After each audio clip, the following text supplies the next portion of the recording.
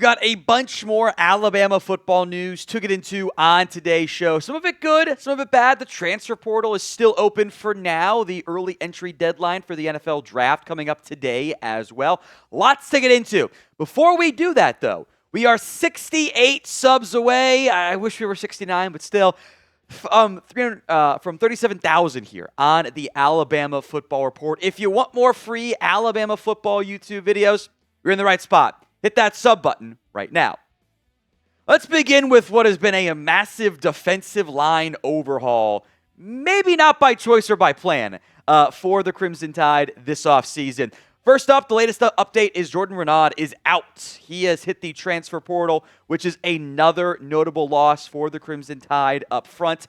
The Bandit players are all hitting the portal, top three guys. Renaud had played a sparingly rotation role, maybe is best to describe it, for the Crimson Tide this past season. He had 8 pressures, a TFL, 18 tackles, 0 sacks, but he was in line to just move on up the depth chart at that Bandit spot with LT Overton off to the NFL draft, Keeley hitting the portal. It is part of a pretty massive overhaul for the Crimson Tide on this defensive line that certainly stands out. Tim Keenan off to the NFL draft, graduation. James Smith hit the portal along with his good buddy, Russaw, which isn't maybe the biggest surprise. Those two kind of attached to the hip. But Kelby Collins, portal edition last year, now portal partial this year. LT Overton, NFL draft bound. Keeley over to Notre Dame. Jordan Renaud now hitting the portal. Russaw, I mentioned him. Noah Carter, the backup, or maybe third string. Wolf is better to describe it there. Jah-Marien Latham off to graduation / the draft. The top 3 off-ball linebackers all hitting off to the NFL essentially too, / graduation. That's 12 of your front 7 players, rounding up with 7. I know it's mostly a 6-man, front for Bama with the modern day college football with nickels involved, but that's a lot of change for the Crimson Tide. So be honest with me. What is your concern level over the Alabama defensive front? Some additions, some good news on this front to come. Pun not intended. Scale it for me from 1 to 10. Let me know in the comments section of today's show. We do have an addition we mentioned on the community side here, is that Washington defensive lineman Caleb Smith is transferring in a way back home to Alabama to give some much-needed depth up front. 2025 class, a 3-star, just inside the top 1,000 recruits per the 24/7 Sports composite rankings. From the state of Alabama, kind of sounds like he's going to be more involved at the Bandit spot, but like some other guys, he does offer some regular defensive line work. Not that dissimilar from like Kelby Collins, could shift inside pretty easily, but it could have also done Bandit for the Crimson Tide as well. Interior defensive line-wise here, and again, Devin Tompkins, Caleb Smith, who we'll discuss here, could be interior pieces as well. Kendrick Bingley-Jones, the transfer in. Returners, as of filming, until the portal closes, it always just kind of lurks in the back of your mind like, oh, somebody else could hit the portal. It's just how it goes these days. Edric Hill's back. Jeremiah Beeman coming off injury. Isaiah Faga, Steve Mumbumau, I think I got that right. London Simmons, some signees. Kamari Johnson, Corey Hayward. Not a lot of snaps there. A lot of open room for competition. Bandit-wise, kind of that defensive end, defensive tackle hybrid spot. Devin Tompkins and Caleb Smith can both do inside-outside stuff. Tompkins might be more of a defensive tackle for this team, but, go get somebody else in the portal for one of these 2 spots and make me feel better about it. Henry's back, some signees, Nolan Wilson, Malik Franklin, Jah-Marien Matthews. Maybe you can just get instant impact play from a freshman. But that's a very different group than what it was last year, and it's hard for me to not look at it and go, yeah, you're worse now. So about the Wolf spot, you're okay there for the time being, thankfully. But I am a bit worried about that front for Alabama. It's kind of what Bama asks of these guys when Womack gets to do a lot of dirty work. That's fine. It's easier to find dirty work guys than high-end impact pieces, but it's a lot of change up front. Today's episode is brought to you by PrizePicks. Whether you're starting a new routine or making player picks for the first time, trying something new can be hard. But in life and on PrizePicks, it always feels good to be right. With high-pressure playoff matchups every weekend, hoops action almost every night, it never really stops. And PrizePicks lets you take control. They now have early payouts. If your player gets off to a hot start, you have the option to cash out those winnings before the game even finishes.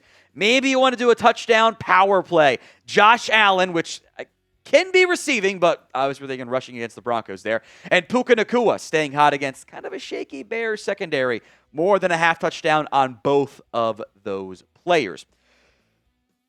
With the new social feeds feature, you can share prize picks with your friends, copy lineups from winners with a single click, whether that's just doing them verbatim or use them as inspiration for your own picks. PrizePicks has you covered. So if you haven't already, go download the PrizePicks app today and use code CLNS to get $50 in lineups after you play your first $5 lineup. That's code CLNS to get $50 in lineups after you play your first $5 lineup. PrizePicks, it's good to be right. Links in the comment section and the description of today's show.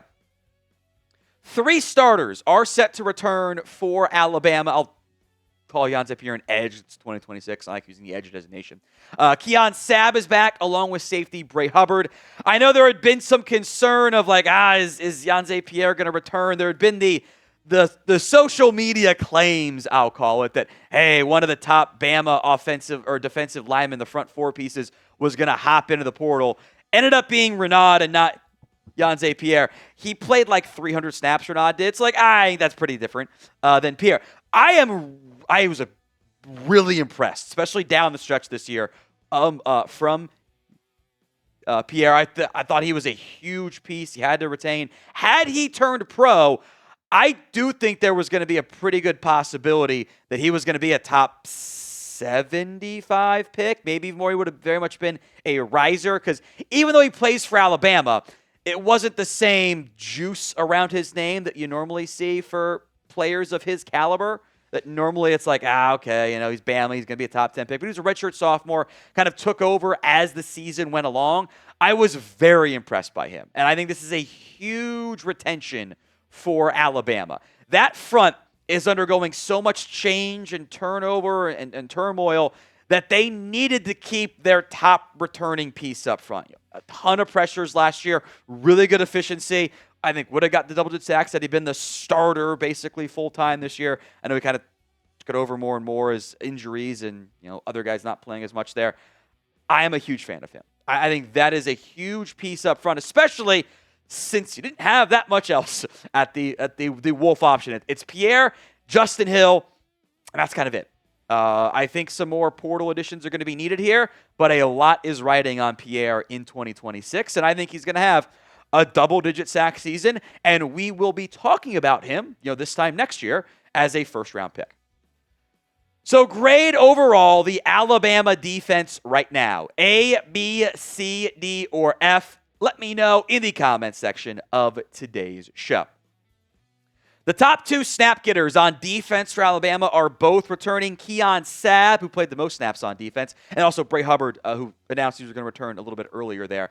I think Sabb can do a little bit more, do a little bit better. I think he would have a chance to be a top 100-ish pick. Same with Bray Hubbard. Both those guys are really key parts to your defense. Your top 3 snap getters, and 4 your top 5, including Pierre, all return with Zabin Brown also set to return as well. That secondary, frankly, should be the linchpin of your entire defense because everyone outside of Damani Jackson pretty much is coming back.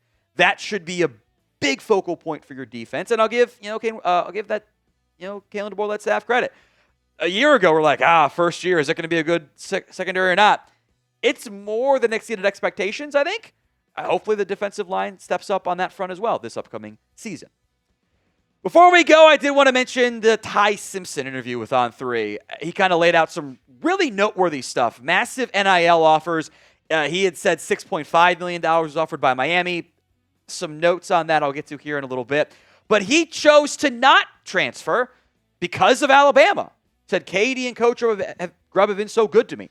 I'm sure they were wondering what was going on because they wanted a decision from me last Thursday, so they're putting their roster for next year. I was honest and told them what I'd been offered, but I just couldn't do it because of everything I stood for and what Alabama had meant to me and the legacy that I built there. Everybody who would just remember me as the guy who took all the money, went to Miami or Tennessee for his last year, but I was a captain. I put my hand and footprints in the cement at Denny Chimes, I would have lost everything that I built at Alabama. I give him a ton of credit for that. Like passing on the money, focusing on your legacy at Alabama and being in the modern day era of college football, we're not going to have that many guys who choose to sit and wait and develop and start and go pro. There's not going to be as many of those because it's a different contract each and every single season. So I applaud Ty Simpson for choosing to stick and wait and not transfer and not take that alleged $6.5 million offer and go be the third pick in this year's draft, depending on what Dante Moore does. Maybe he ends up being the second quarterback taken, not third pick, but third quarterback. I think we should show Ty Simpson some love there. So type 15 in the comment section of today's show. Show Simpson some love for sticking around and not taking the money to go elsewhere.